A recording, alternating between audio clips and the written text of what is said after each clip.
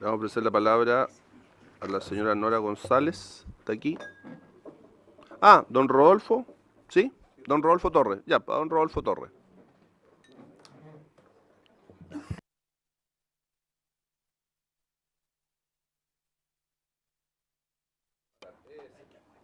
Muy buenas tardes, estimado diputado Rincón. En primer lugar, para darle las gracias por intermedio suyo a todos los miembros de la Comisión de Constitución, Legislación y Justicia de la Cámara de Diputados por darnos la oportunidad para entregar nuestra opinión.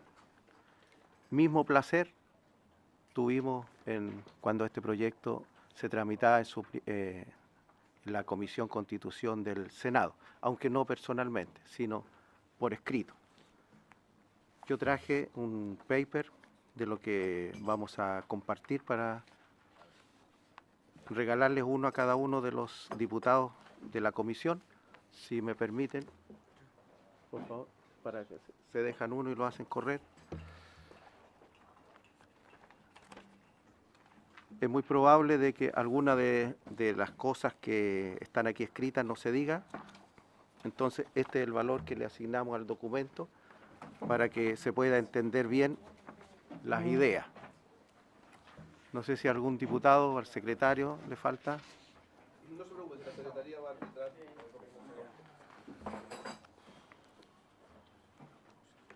Correcto. Bueno, a lo mejor les puede llamar un poquito la atención el nombre de nuestra institución, de nuestra organización. Por ahí leíamos a alguien que se preguntaba de qué se trata esto. Y es conveniente, creo yo, este tipo de organizaciones ponerle un nombre significativo para que se entienda cuáles son los fundamentos filosóficos, cuáles son los objetivos que tiene para su desarrollo. La ONG Chile Cristiano se llama también Primer Sintán Evangélico Chileno. Y como aquí dice en el documento, es una asociación sin fines de lucro que tiene por objetivo educar para construir una sociedad cristiana en el país. Nuestra ONG hace red con una serie de instituciones pro vida y pro familia que hay en el país y todas juntas constituimos una organización, de hecho por el momento, que se llama Confamilia. Y llevamos presente aquí en este honorable congreso desde hace un tiempo, trabajando con diputados y senadores, cuando nos han pedido que les expliquemos cuáles son nuestras visiones, cuáles son nuestras opiniones con relación a los temas valóricos. Le repito, señor presidente, y por intermedio suyo a los demás, nuestra profunda gratitud por recibirnos sin ningún tipo de discriminación, sin ningún tipo de cuestionamiento, concediéndonos la libertad para que podamos entregar nuestra opinión. La ONG Chile Cristiano, Primer Sintán Evangélico Chileno, trabaja estudiando los asuntos públicos y también la coyuntura, y lo hace con el propósito de construir y entregar informes orientadores a los 4 millones de evangélicos que hay en Chile y que están agrupados en 25.000 iglesias. Son 4 millones, no todos ciudadanos, porque ahí están incluidos nuestros hijos y nuestros nietos, pero que requieren tener una visión cristiana desde el punto de vista cristiano de lo que pasa en el país en cuanto a la coyuntura y también en cuanto a los asuntos públicos. Me interesa sobremanera, señor presidente, aclarar del principio que nuestra ONG no representa a las iglesias evangélicas ni a esos 4 millones de cristianos evangélicos que hay en el país, sino que es una institución que trabaja al servicio de ellas. Como decía recién, explicándoles los asuntos públicos, porque ellos están ocupados de sus materias propias, que son, ¿no es cierto?, la fe, el trabajo pastoral, y también para entregarles informes orientadores, como decía recién, acerca de las cosas que pasan en el país y también en el mundo entero. En relación con las iglesias, lo que hace nuestra ONG es promover, difundir, ya sea virtualmente o también realmente, las opiniones, los sentimientos, los pensamientos y sobre todo resaltar las actividades de las iglesias en beneficio del país.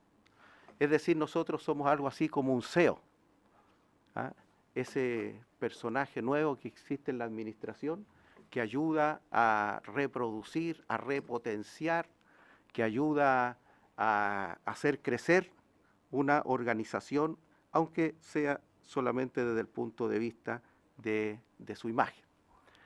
Quisiera decirle, como seguramente ustedes lo saben, que existen 3 agrupaciones a nivel nacional que son las más representativas de estas 25.000 iglesias, de estos 4 millones de personas, de chilenos que son evangélicos, que son la CONIEV, Concilio Nacional de Iglesias Evangélicas, la Mesa Ampliada UNE Chile y el Consejo de Obispos y Pastores Evangélicos de Chile.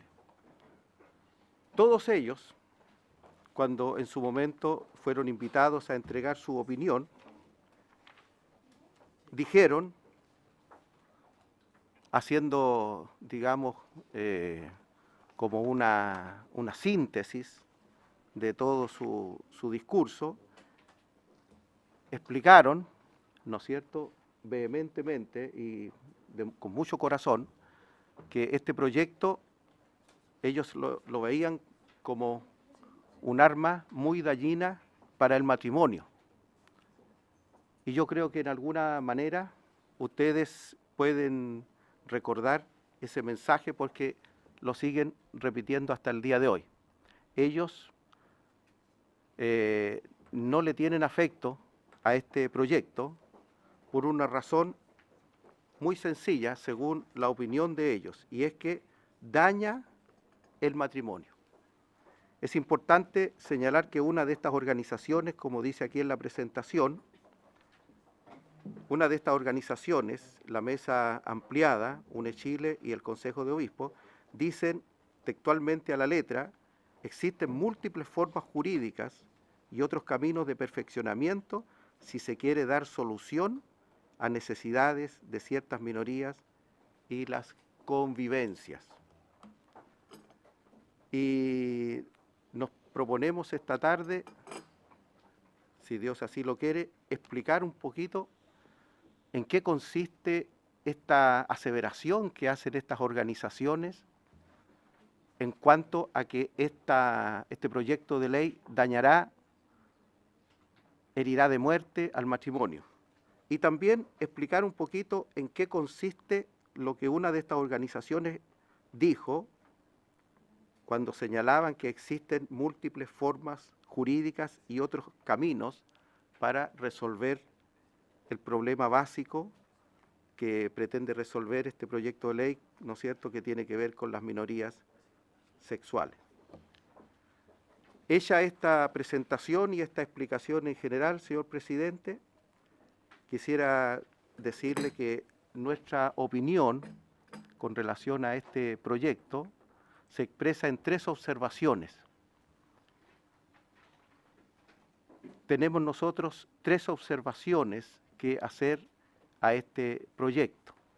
Ciertamente, como han dicho los profesores de Derecho Civil que han venido acá, este proyecto tiene muchas observaciones que se le pueden hacer. Nosotros solamente tenemos 3 observaciones que hacer y que queremos compartir con ustedes en esta tarde. La primera es desde la óptica lingüística, lo que tiene que ver con el lenguaje.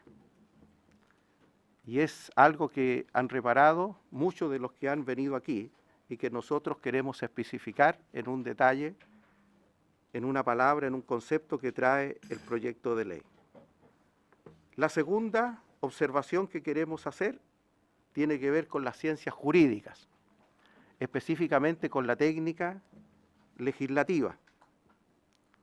Y la tercera observación que queremos compartir con usted, señor presidente, y por intermedio suyo con todos los diputados presentes, es desde la óptica de la sociología.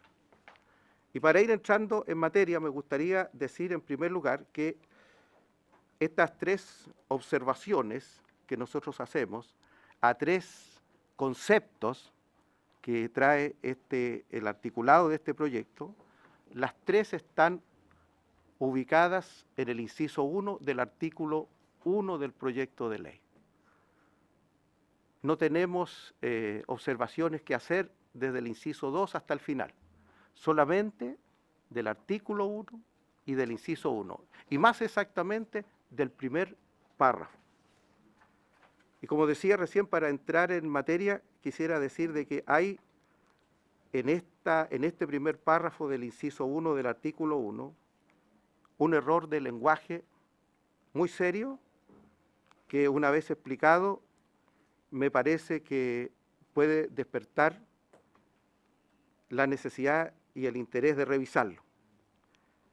En segundo lugar, lo que tiene que ver con la técnica jurídica, hay aquí en este mismo párrafo de este inciso de este artículo 1 algunas cuestiones que a nuestro juicio irrespetan derechamente lo que señala tajantemente la Constitución Política de la República de Chile, que lo vamos a especificar posteriormente. Y en tercer lugar, lo que tiene que ver desde la óptica axiológica, destacar que aquí existe, a nuestro juicio, una desconsideración con una institución histórica que ha estado en la preocupación de este Congreso, yo diría, por los últimos 15 años. Y me gustaría entonces entrar derechamente, si ustedes van a la hoja número 2, con la primera observación.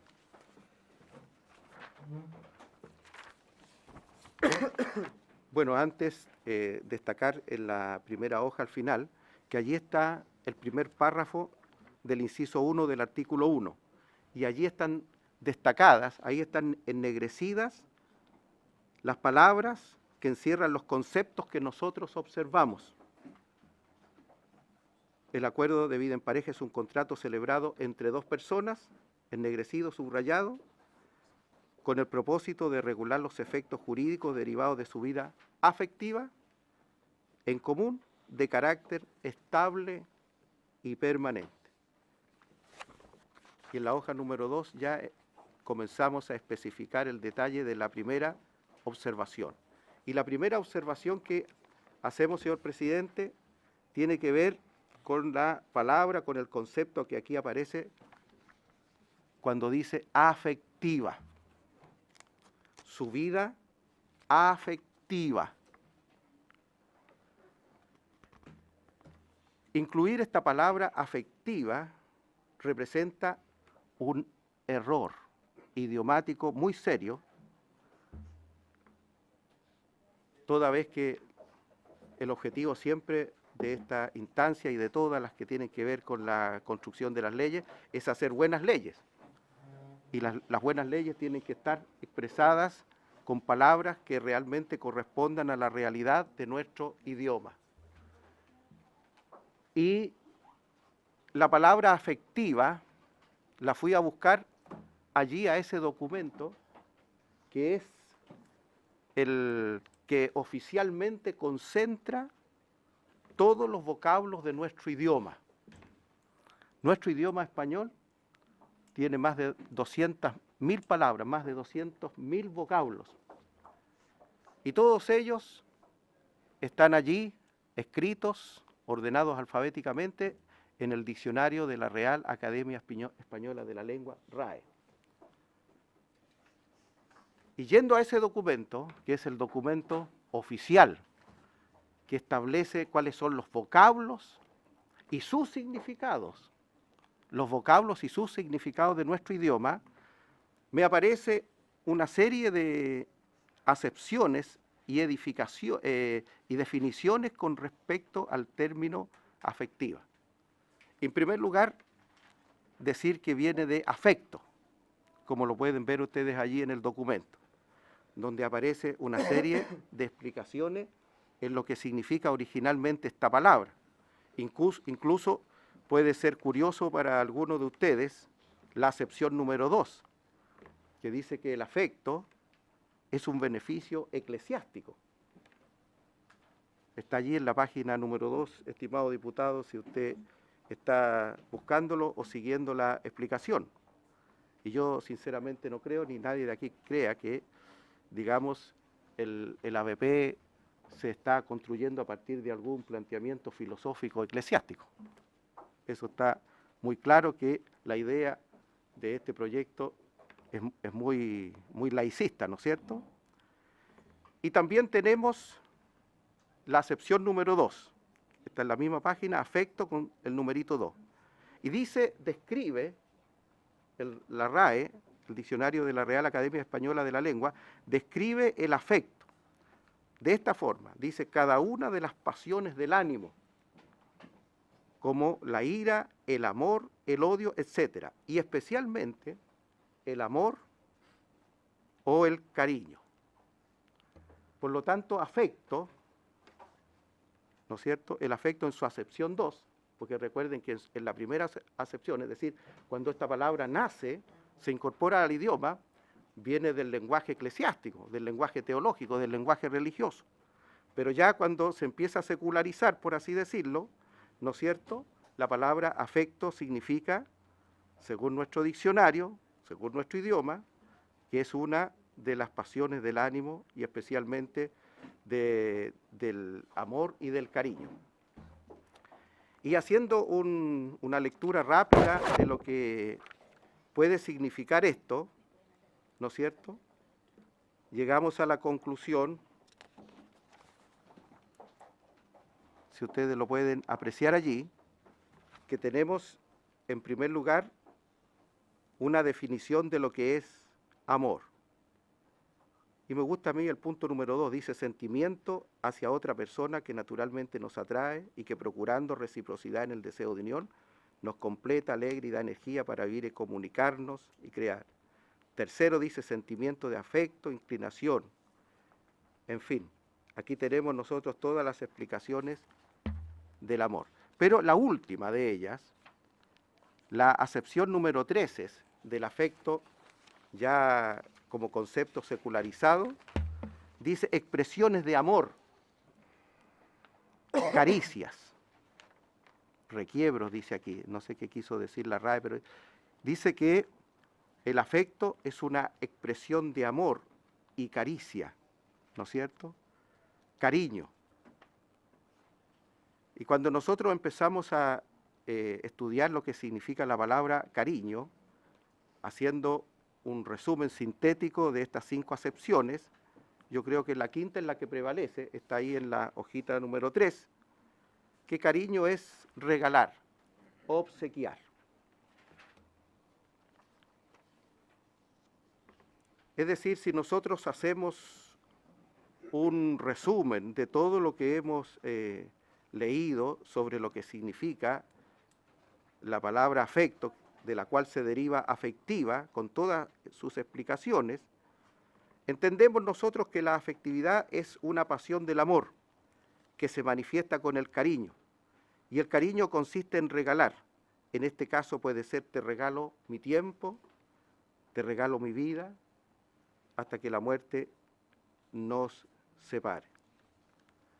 Ahora, una vez entendida la palabra afectiva, y no desde una explicación caprichosa, que podría ser una explicación religiosa, sino que desde el punto de vista de nuestro idioma, entendiendo que afectiva tiene que ver algo, ¿no es cierto?, con el amor y el cariño, en lo que allí hemos leído. Si nosotros contrastamos la palabra afectividad con el resto del articulado del proyecto, vemos que no hay ningún correlato entre las dos. Normalmente cuando uno escribe un documento, yo también soy profesor, magíster en educación, curriculista específicamente, cuando uno escribe un documento, cuando uno hace un currículum, siempre los planteamientos que uno hace en la primera parte se reflejan a lo largo del documento. Si uno en un currículum establece un objetivo educacional, ese objetivo educacional, ¿no es cierto?, se va reflejando cada etapa hasta llegar a un objetivo final, que es justamente lo contrario de lo que aquí pasa, porque aquí dice que es para regular una relación afectiva. Pero si nosotros leemos el proyecto, nos encontramos, por ejemplo, algunas características del ABP. Puede contraerse a través de un mandatario, es decir, no necesita la persona estar allí presente, puede hacerlo delegando esa responsabilidad en otro. Dice que el ABP no obliga a los contrayentes a vivir juntos.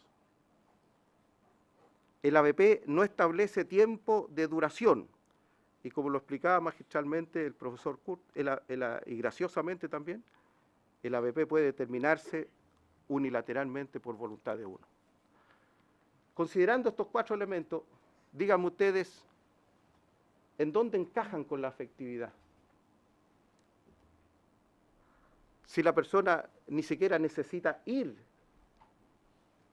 con el otro a inscribirse, si no tiene ni siquiera que vivir con el otro, menos dormir o tener relaciones sexuales, ¿no es cierto? Si no se establece tiempo de duración, como se ha señalado tantas veces, se puede firmar hoy y mañana deshacer.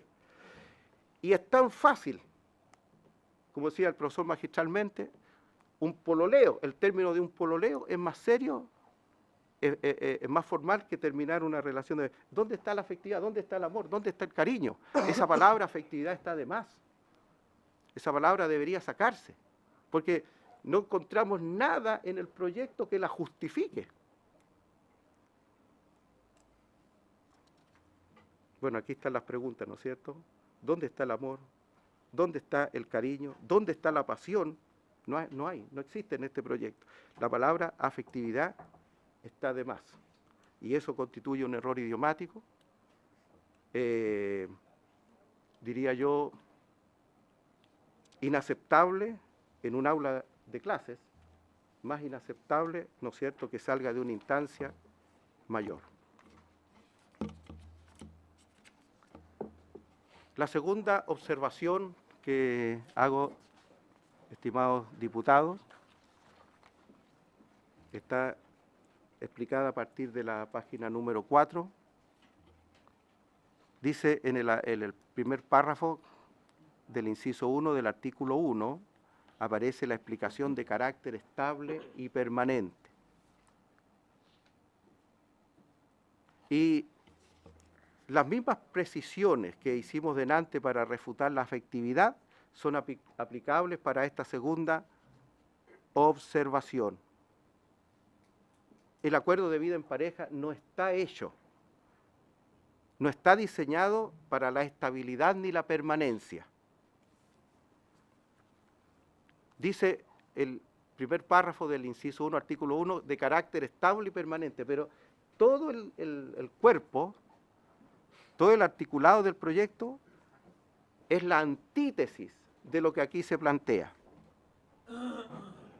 No establece incentivo alguno, menos exigencia para que los contrayentes civiles prolonguen el contrato. Basta que uno de ellos, como lo decía magistralmente el profesor, se desilusione de alguna de las características personales del otro para que vaya y suscriba. No hay nada en el articulado de este proyecto que incentive, que recomiende, ni mucho menos que exija, ¿no es cierto?, darle un tiempo a esto para ver qué es lo que pasa. Es tan fuerte, tiene tanto volumen la antítesis de estas palabras de estable y permanente, que incluso está el título sexto, en donde hay toda una normativa que habla del término del acuerdo. Si nosotros vemos el título sexto de este proyecto, contiene 3 artículos, pero una cantidad enorme de incisos constituida por una cantidad enorme de párrafos. Dice que se puede determinar por mutuo acuerdo de los convivientes civiles, que deberá constar por escritura pública. Y dice que se puede determinar por voluntad unilateral de uno de los contrayentes. Es decir, no existe nada más fácil en la vida que terminar una BP. Cualquier otro tipo de contrato es tan difícil de terminar. Si un contrato de trabajo, si un empleador quiere ponerle término a un contrato de trabajo, la ley le exige pagar indemnizaciones equivalentes a un mes hasta por 11 años. Un contrato de compraventa de una vivienda no se puede terminar. Un contrato de compraventa de un automóvil, yo no sé de qué forma, aquí hay abogados, cómo se podría terminar. Pero, así que si se trata de algo estable y permanente, un contrato de compra-venta de una casa. Algo estable y permanente, un contrato de compra-venta de un vehículo. Y todos los demás contratos que existen, excepto el ABP. Así que, de estable y de permanente, ¿qué tiene este proyecto? No tiene nada. Por lo tanto, esas palabras de carácter estable y permanente deberían desaparecer allí, porque no están justificadas en el resto del proyecto. Más aún, se incentiva, al darle tanta facilidad al término, se incentiva la disolución.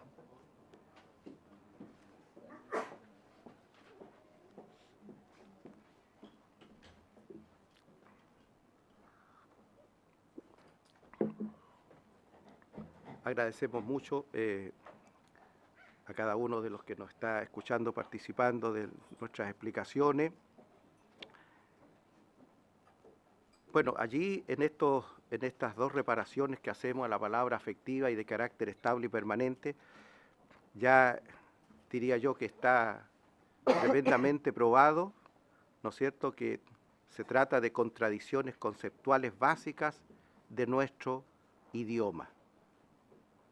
Ahora, quisiera decir que dentro de esta segunda observación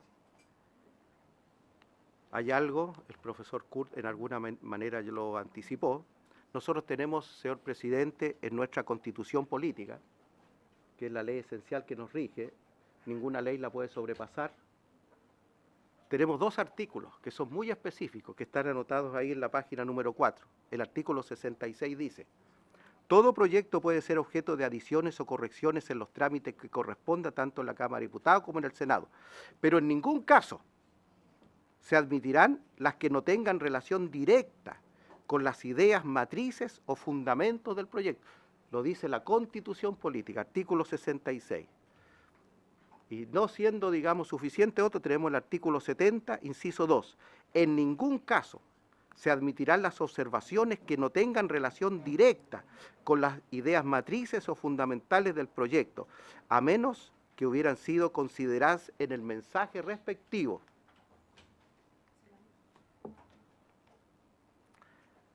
Si nosotros nos guiamos por estas dos, diría yo, ideas o de estas dos leyes, de estas dos precisiones tan serias que hace la Constitución, ¿no es cierto? Y las contrastamos con el acuerdo de vida en común que presentó el año 2010 el senador Andrés Alaman, patrocinado por el profesor Kurt, como él acaba de revelar, ¿no es cierto?, con el cual se inicia este proceso legislativo. Decía el artículo 1 del proyecto de ley del senador Alaman: el acuerdo de vida en común es un contrato celebrado por dos personas naturales mayores de edad para regular sus relaciones de convivencia en un hogar común con la voluntad de permanencia y de ayuda mutua. Es decir, no estaban en el proyecto original con el que parte este proceso ni la palabra afectiva ni de carácter estable y permanente. Por lo tanto, se le adicionaron después.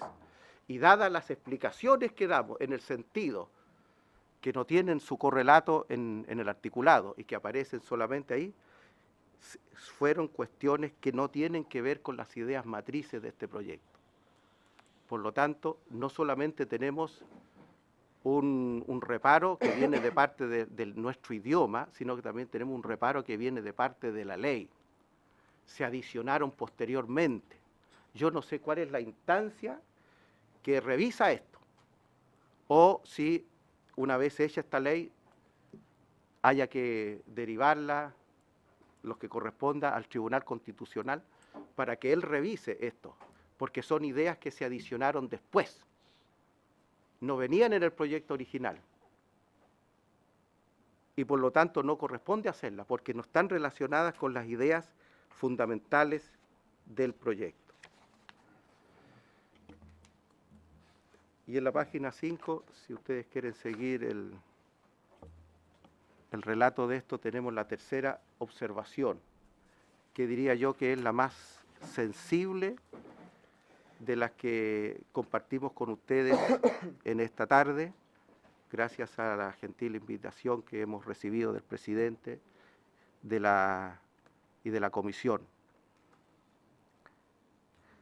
El proyecto de ley que crea el acuerdo de vida en pareja en el inciso 1 del artículo 1 incluye el concepto dos personas, sin necesariamente recurrir a códigos ni a diccionarios. Sabemos que eso significa que se aplicará a personas de igual sexo o de distinto sexo. Se aplicará a personas de igual sexo o de distinto sexo. Dos tipos de parejas, ¿no es cierto? Parejas homosexuales y parejas heterosexuales. Y aquí es donde nosotros queremos hacer, digamos, un punto fuerte de nuestra tercera observación y de nuestra observación en general, sobre la necesidad de separar, la necesidad de enviar por carriles distintos las soluciones a estos dos tipos de parejas, las del mismo sexo y las de distinto sexo. Y quisiera explicarlo de esta forma. Parejas de convivientes heterosexuales existen en el país desde el año 1884. Desde allí existen en nuestro país parejas de convivientes heterosexuales. Ahora, yendo muy rápido por la historia, quisiera compartirles que este tipo de parejas de convivientes heterosexuales ingresaron masivamente a las iglesias evangélicas a partir de la década del 70 y del 80. Tanto es así que en algunas de las iglesias, que son 25.000 de estas comunidades, en algunos casos se dio la situación que la mitad de la gente en una iglesia estaba constituida por parejas de convivientes heterosexuales. Y allí se originó un tremendo problema para la iglesia y un tremendo problema pastoral. Y yo estoy explicando, digamos, como una tercera persona, lo que sucede en esta institución tan importante de la sociología de nuestro país. Porque las iglesias evangélicas tienen reglamentos internos de funcionamiento, estimado presidente, estimado diputado, y en esos reglamentos internos está escrito que para ser miembros de una iglesia evangélica las personas requieren estar debidamente casadas. Por lo tanto, teníamos una iglesia de 300 personas y 150 personas de ellas, la mitad, no tenían ninguna posibilidad de ser miembros de esa iglesia. Y ser miembro de una iglesia significa tener tanto derechos como deberes. Participar de las reuniones de negocio, participar en los acuerdos, en los planes de trabajo, la inversión de fondos, etcétera, etcétera. Y en algunos casos, como acababa de explicar, la mitad de una congregación solamente podían estar como oyentes, yendo, mirando, porque no tenían ninguna posibilidad de participar del culto. E incluso algunas de estas parejas tenían muchos talentos, pero cero posibilidad que algún día alguna pareja de esta pudiera llegar a ser pastores de una iglesia. No podían ser ni siquiera miembros, menos podrían llegar a ser en el futuro pastores, aunque tuvieran todos los talentos. Entonces, esto originó un problema eclesiástico y pastoral muy serio, y los pastores evangélicos dijeron, ¿cómo resolvemos esta situación? Tengo 300 personas y hay 150 que no las puedo ocupar en nada. Entonces allí las iglesias comenzaron a trabajar por resolver esto, y la forma como lo hicieron, con la seriedad del caso, ellos procuraron reformar la ley de matrimonio para que incluyera el divorcio. Porque si se tenía una ley de matrimonio en el país que incluyera el divorcio, estas 150 personas, millones al final del día, podrían resolver sus problemas, y los pastores comenzaron a trabajar duramente en esto. Yo he oído a algunos parlamentarios decir, ustedes, así como se oponían tanto al divorcio, y ahí hay un error grave de información, porque la iglesia evangélica, yo diría que si existe en nuestro país divorcio se debe a la iglesia evangélica, y no estoy exagerando del punto de vista histórico. Yo trajimos unas fotografías de la prensa de hace 10 o 15 años atrás, que me gustaría mostrarlas, para que a lo mejor alguno puede recordar, o por lo menos para... o por lo menos. Aquí tenemos... No. Por ello es que los obispos protestantes que están a favor del divorcio vincular se reunieron el viernes con el presidente del Senado, Andrés Saldívar. Estamos hablando de varios años. No. Esto estamos hablando de 15 años atrás, donde le entregaron un documento en el que le formulan observaciones al artículo 21 del proyecto de ley aprobado por la Comisión de Constitución, Legislación y Justicia sobre la validez del matrimonio religioso. La otra. Dice, mayoría de católicos y evangélicos están a favor de una ley de divorcio según encuesta. Y ahí ustedes ven, ¿no es cierto?, una fotografía que retrata muy bien a este importante segmento de la población nacional. La prensa recoge, y no solo la prensa, sino que también la prensa especializada. Aquí recurrimos a un archivo de la red que estaba difundido nada menos que por la SOFOFA. El otro. La SOFOFA, digamos, en sus informaciones internas, daba cuenta de esta realidad, que los evangélicos pedían a gritos el divorcio. Mire, hasta ese punto llegamos a pelearnos nosotros en su momento, y disculpen porque usé la palabra nosotros, que ellos llegaron a pelearse. Evangélicos tachan de fundamentalista a la Iglesia Católica. El presidente del Consejo, obispo Emiliano Soto, acusó a la Iglesia Católica de fundamentalismo e integrismo cultural y de coartar con ello la libertad y responsabilidad de las personas. Las soluciones que se proponen rayan a veces lo ideológico, como si incluir la palabra divorcio en nuestra legislación se desarmara el mundo, o al incluirla se detuviera el progreso del mismo. No sé si hay otro. Nosotros llegamos a utilizar, estimado diputado, estimado presidente, hasta nuestros tedeum para pedir. Y yo tengo en mi mente, en este momento, no encontré lamentablemente en internet ni en YouTube las imágenes, pero yo tengo en mi mente una reunión de 3.000 pastores evangélicos con el presidente Ricardo Lagos, no en el Tedeo, sino en el edificio Diego Portales, y el obispo Francisco Anabalón le dice al presidente Lagos, nosotros no le vamos a permitir, mire las palabras que se dio el lujo de usar, no le vamos a permitir que la Iglesia Católica le doble el brazo a usted, porque nosotros queremos divorcio. Efectivamente, eso fue para el presidente Ricardo Lagos un tremendo apoyo, porque él estaba siendo presionado fuertemente, ¿no es cierto?, por la Iglesia Católica, para decirlo así, con cariño y con respeto, por supuesto. Bueno, hablaron, estuvieron en las comisiones, hablaron con cada diputado, hablaron con cada senador, golpearon varias veces la Puerta de la Moneda, los recibieron, escucharon sus planteamientos. Había una posición muy fuerte, pero tuvieron éxito. Y a partir del año 2004, de la publicación de la nueva ley de matrimonio civil que incluía el divorcio, ¿no es cierto?, las iglesias empezaron a exhortar a su gente para que recurrieran en masa a los tribunales de familia a fin de regularizar su situación. Y muchos lo hicieron y accedieron a la membresía, y muchos de ellos son pastores, incluso obispos, pero llegaron como pareja de conviviente a la iglesia.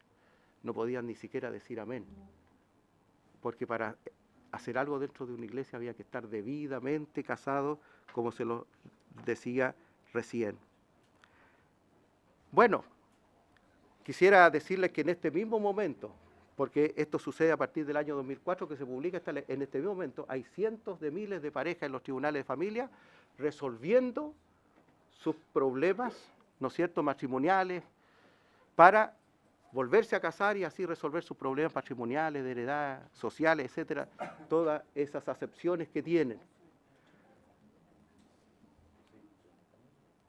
Yo les estaría en condiciones de asegurar que un porcentaje importante, no todos, por supuesto, pero yo creo que el 30-40% de la gente que en este momento está en los tribunales de familia tramitando su divorcio, lo está haciendo por el incentivo, la exhortación, la enseñanza.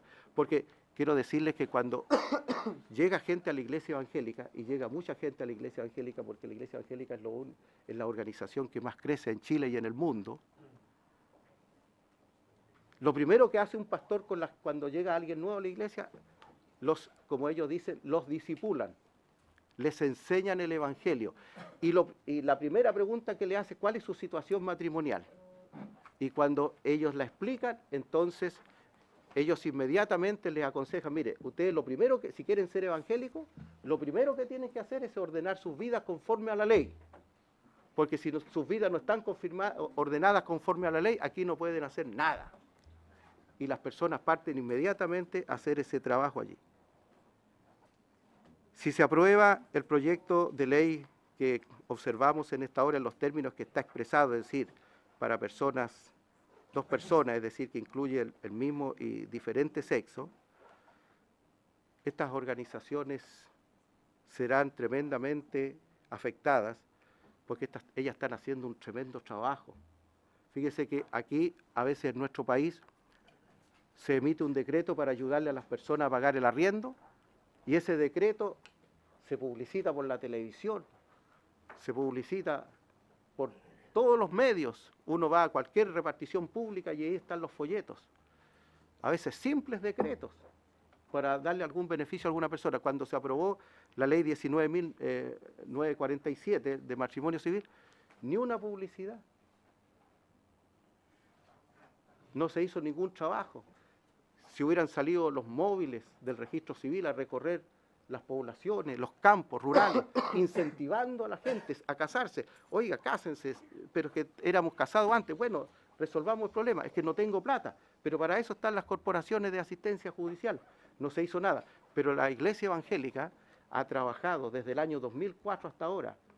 Yo diría que los únicos promotores de la 19.947 es la Iglesia Evangélica, porque trabajamos duro para que la gente ordene sus vidas y la situación de sus hijos, etcétera, etcétera, etcétera.